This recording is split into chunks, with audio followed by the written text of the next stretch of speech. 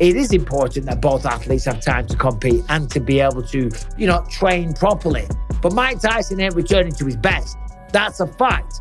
No dis. Boxing pros have just called for the cancellation of the Jake Paul versus Mike Tyson fight. Boxing enthusiasts were left hanging as the eagerly awaited bout, initially set for July 20th, has been postponed. The delay occurred when Tyson was declared medically unfit to compete after experiencing an ulcer flare-up during a recent fight. In an unexpected twist, Roy G. Drew, who went toe-to-toe with Tyson in an exhibition bout that wasn't officially scored 4 years back, has now shown a keen interest in taking Tyson's place. In a recent interview with Betway Jones, Jr., a former multi-division world champion, expressed his readiness to face Paul Jones, stated, "I'm kind of thinking about that. I might try and get into shape in case that happens. Maybe I'll get myself in shape for that." Jones mentioned that he had never considered doing it before, but given the current situation of the fight, he thought it was a great idea. He added, "I never thought about doing it before, but with the situation of the fight, I think that's a great idea, and I'll be ready and in shape, because if the fight doesn't happen, then the ideal guy to substitute in place of Mike Tyson to fight Jake Paul is something I've been thinking about. If the fight is out there,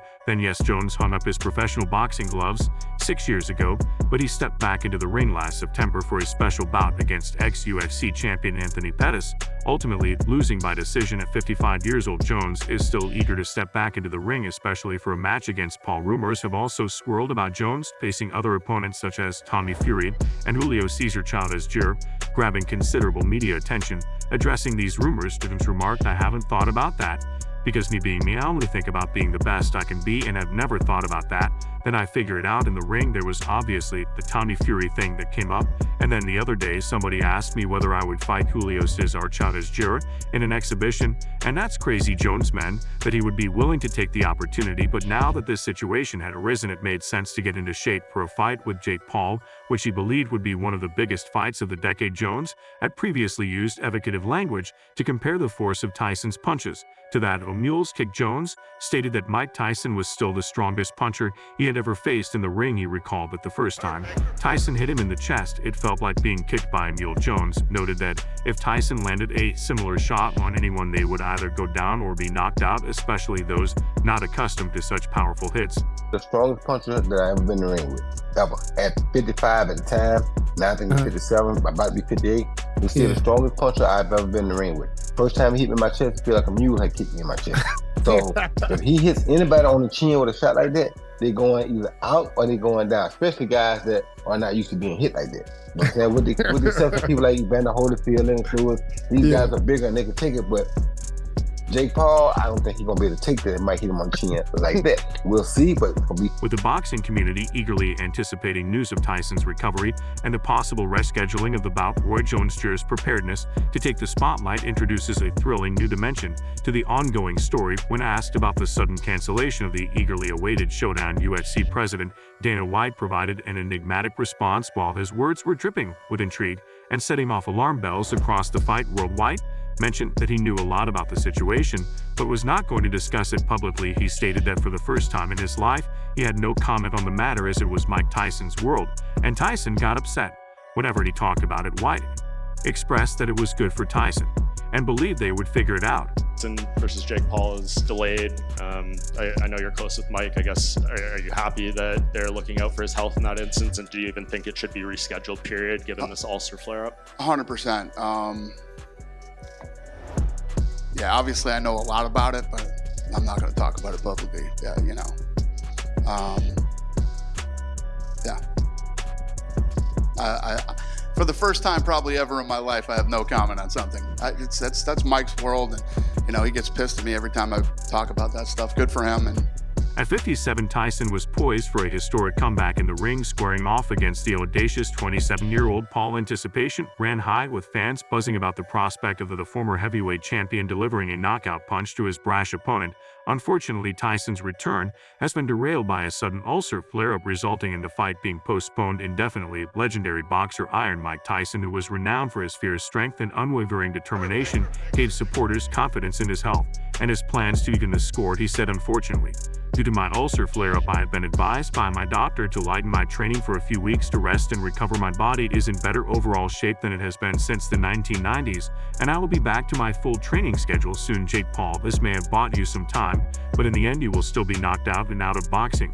Jake Paul, who is still unaffected and confident, responded to Tyson's combative remarks with poise. He said, "I fully support postponing the event, so Mike Tyson has no excuses. Come fight night, my fans know I don't want to face Iron Mike at anything but his best. But let there be no mistake, when he steps into the ring with me, I will be ready to claim my title." With a sensational finish, Paul vs. Tyson will be one for the ages, and I promise to bring my best for this once in a lifetime matchup. As eager fans await the announcement of a new date, Dana White's reluctance to disclose any details is only intensifying the buzz. Could there be hidden layers to this story? Known for his forthrightness, White's unexpected silence has sparked rampant speculation. What secrets is he keeping the fight community? Is a buzz with questions pondering whether there are underlying issues at play or if White's reticence is a calculated maneuver in the high-stakes arena of combat sports. One thing is certain: when Tyson and Paul finally enter the ring, all eyes will be on them, and the stakes will reach unprecedented heights. In the meantime, the entire fight community stays on tenterhooks, eagerly anticipating every utterance or silence from its most prominent figures.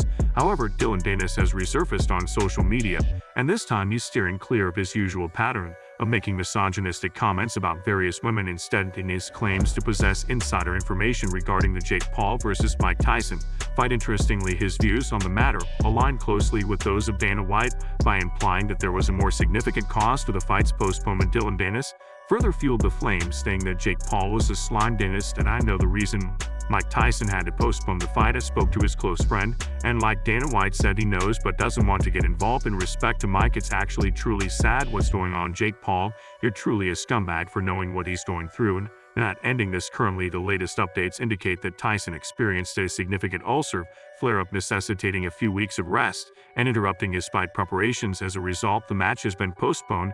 Meanwhile, Jake Paul remains on the hunt for a new opponent, with a recognizable figure emerging as a potential contender. The problem child has racked up a list of adversaries eager to challenge him in the ring, yet among those ready to step up, the last person he would have expected is his own older brother, Logan. Paul tweeted after the fight was postponed, indicating that he would be open to facing as his brother. Logan tweeted, "So Mike Tyson's out, I'll step in and we can settle this once and for all." Jake Paul. Jake responded by expressing his reluctance to resort to knocking out Logan, citing his mother's disapproval, but he hinted at his readiness to do so if necessary. Jake tweeted, "Mom doesn't want me to KO you, but a loser has to change their last name."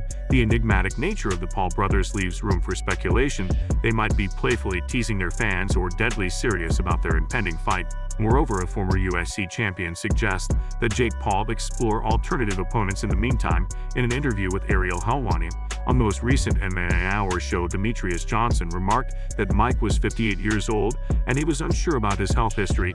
He emphasized that the main concern was someone of that age attempting to push his body to the absolute limit. He expressed his admiration for Jake Paul, but pointed out that there were many other boxers Paul could fight to build his record. Johnson concluded that the fight should not be revisited. So, what his health history is, I guess you can say. And I think the biggest thing is you have someone who's 58 years old trying to push his body to the absolute limit, moving, and I don't know if he's sparring or anything like that. And I love Jake Paul. I just think I would like to see Jake Paul fight. There's so many fucking boxers out there that he can fight and pad his record with.